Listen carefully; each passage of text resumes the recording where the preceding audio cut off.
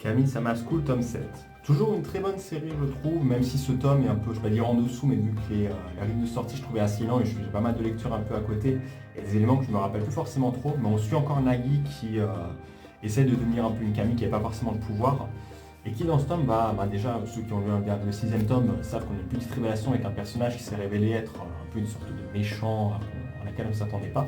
Donc on va voir un peu la conclusion de cet arc, le personnage qui va essayer de s'expliquer, qui va dire pourquoi est-ce que d'un coup on va découvrir pourquoi est-ce qu'il est passé, il est du côté du mal, ou est-ce qu'il est passé du côté du mal, ou est-ce qu'il était déjà.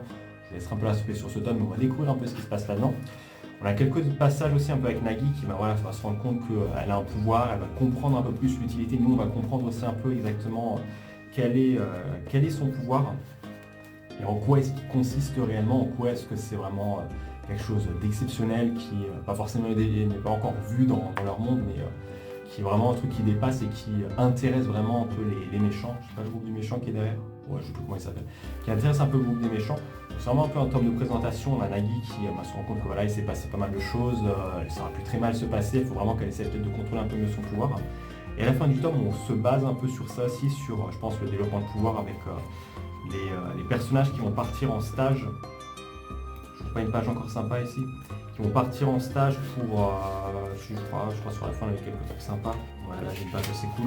Ils vont partir en stage un peu dans un sanctuaire ou dans un truc en tout cas qu'ils veulent. Il y en a certains qui vont à l'école de police, d'autres à des sanctuaires, mais principalement notre héros il va aller dans un sanctuaire.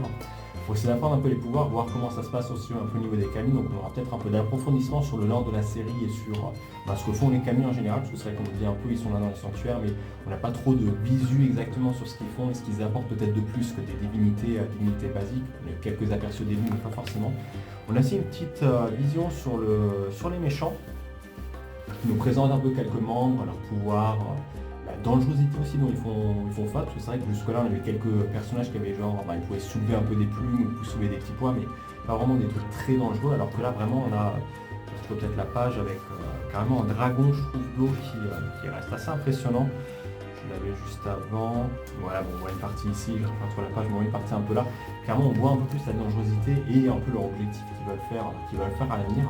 Que les pouvoirs qu'ils peuvent avoir, qui ont des pouvoirs qui essaient de développer et qui ont aussi certaines particularités. En tout cas, voilà, une série toujours très intéressante, je trouve, à suivre. Il faudrait que je me relise en vrai la série pour me remettre certains éléments en tête et reprendre aussi un peu connaissance des personnages et des noms.